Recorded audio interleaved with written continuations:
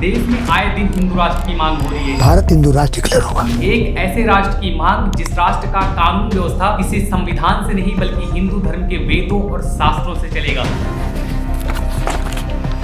मतलब कि जिस संविधान ने हमें राइट टू इक्वालिटी दिया, यानी कि कोई इंसान किसी भी धर्म या जाति का हो, हिंदू हो, मुस्लिम हो, सिख हो, ईसाई हो, ब्राह्मण हो या शूद्र हो, किसी के साथ कोई भेदभाव नहीं किया जाएगा। जिस संविधान ने हमें राइट टू फ्रीडम दिया, यानी कि कोई इंसान किसी भी धर्म या जाति का हो, हर एक इंसान को अपनी बात खुले तौर पर रखने का अधिकार है और इस देश के किसी भी कोने में घूमने और बसने का अधिकार है, चाहे वो गांव या शहर किसी हिंदू या फिर मुसलमानों का हो। जिस संविधान ने हमें राइट टू फ्रीडम रिलीजन दिया, यानी कि इस देश में हर एक व्यक्ति को अपना धर्म फॉलो करने का तथा अपने धर्म का प्रचार प्रसार करने का अधिकार है। कोई इंसान किसी दूसरे इंसान को जबरदस्ती धर्म मनवाने पर मजबूर नहीं कर सकता है। जिस दिन हमारा ये प्यारा सा भारत देश हिंदू राष्ट्र बनेगा तो इन सभी तरीके की अधिकारों को पैरों तले रौंद करके ऋग्वेद का ये श्लोक लाया जाएगा, जिसमें ये लिखा है कि ब्राह्मण मुख से, क्षत्रिय भुजा से, वैश्य जांघ से और शूद्र पैर से उत्पन्न हुआ है। मतलब कि एक ब्राह्मण का काम है पढ़ना लिखना, पूजा पाठ करना और धर्म का काम काज संभालना। वहीं पे एक क्षत्रिय का काम है युद्ध, सेना और प्रशासन संभालना और वैश्य का काम है व्यापार करना और शूद्र का काम है इन सभी वर्णों की सेवा करना।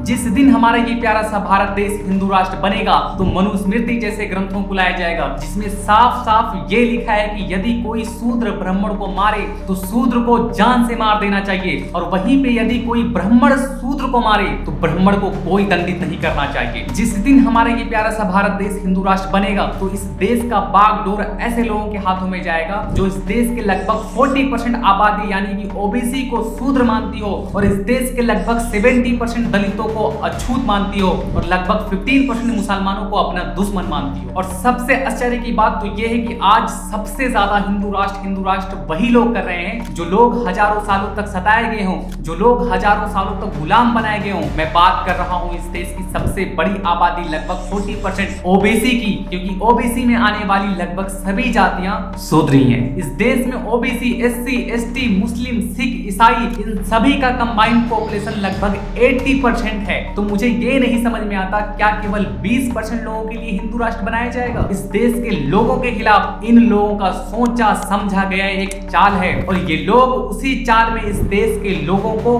फंसाना चाहते हैं।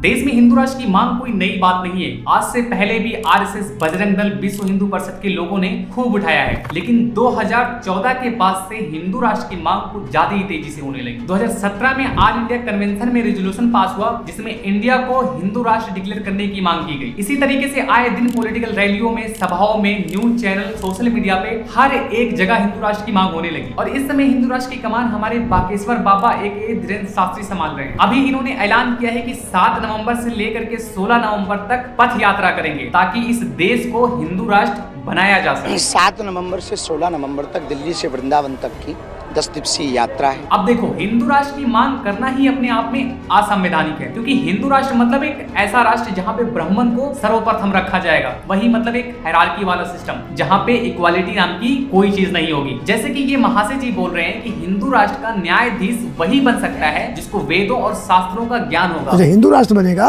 और मैं अगर रहा तो संविधान में पहली शर्त रहेगी कि न्यायाधीश वही होगा जो वेद शास्त्र का ज्ञाता हो। और उसी वेदों और शास्त्रों में लिखा है कि एक शूद्र वेद और शास्त्रों को पढ़ ही नहीं सकता। मतलब कि इनडायरेक्टली ये बात तो क्लियर हो गई कि हिंदू राष्ट्र में इस देश के लगभग 40% जो आबादी ओबीसी है यानी कि शूद्र है, उसका हिंदू राष्ट्र में कोई काम नहीं होगा।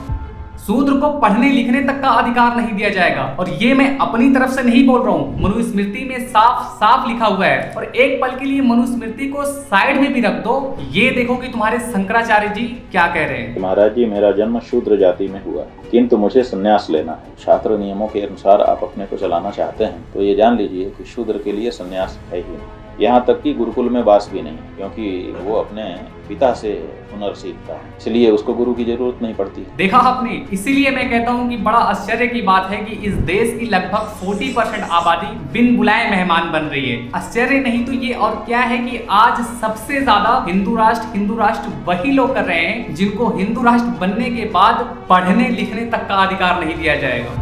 अगर अब भी आपको ये लग रहा है कि ये लोग हिंदू राष्ट्र बना के आपका भला करने वाले हैं तो मुबारक हो, आप अंधभक्त बन चुके हो। और ऐसा इसलिए नहीं कि आप मेरी बातों में फिट नहीं बैठे हैं तो मैं आपको अंधभक्त बोल रहा हूँ। अब मुझे ये बताओ, जब इस देश में कोई कॉन्स्टिट्यूशन नहीं था, ना कोई ब्रिटिश गवर्नमेंट थी और ना ही कोई बाहरी आक्रमणकारियों का शासन था, तो मुझे ये बताओ कि उस टाइम पर शूद्रों के साथ क्या होता था। उन्हें मंदिरों में जाने से रोका जाता था, उन्हें पढ़ने लिखने तक नहीं दिया जाता था, और दलितों के साथ तो ये अत्याचार अलग ही लेवल का था। कोई दलित गलती से भी अगर ऊंचे वर्ग के लोगों के साथ छू जाता था तो उसे मारा पीटा जाता था। इवन दलितों को तो गांव से बाहर अलग रहना पड़ता था।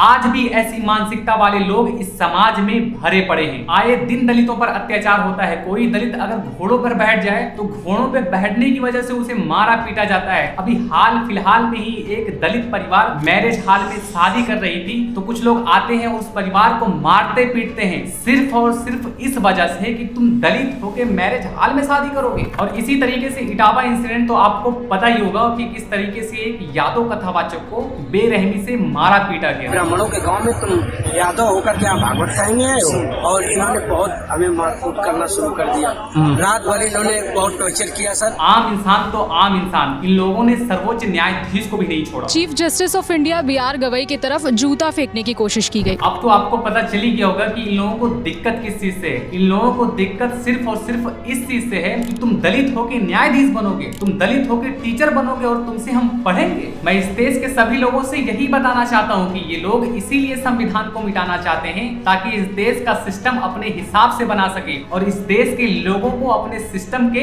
नीचे रख सके। अरे यार, आप खुद ही बताओ कि इस देश में लगभग 40% आबादी OBC है जिनको ये लोग शूद्र मानते हैं। इस देश में लगभग 17% दलित हैं जिनको ये लोग अछूत मानते हैं। इस देश में लगभग 15% मुसलमान हैं जिनको ये लोग अपना दुश्मन मानते हैं। इसी तरीके से और भी यहाँ पे रिलीजन है, सिख है, ईसाई है, जिनका कंबाइंड पॉपुलेशन लगभग 80% है। तो मुझे ये नहीं समझ में आता है क्या केवल 20% लोगों के लिए हिंदू राष्ट्र बनाया जाएगा। और मैं साफ साफ बता दूं कि मैं यहाँ पे कोई डिवाइड एंड रूल वाला पॉलिसी अप्लाई नहीं कर रहा हूँ। मैं आपको हार्श रियलिटी बता रहा हूँ। आप जिनके पीछे हिंदू राष्ट्र करते हुए घूम रहे हो ना, उन्हीं लोगों ने आपको हजारों सालों तक गुलाम बनाया था। और जिस संविधान ने आपको आजादी दी, आप दोबारा से उसी संविधान को मिटाना चाहते हो।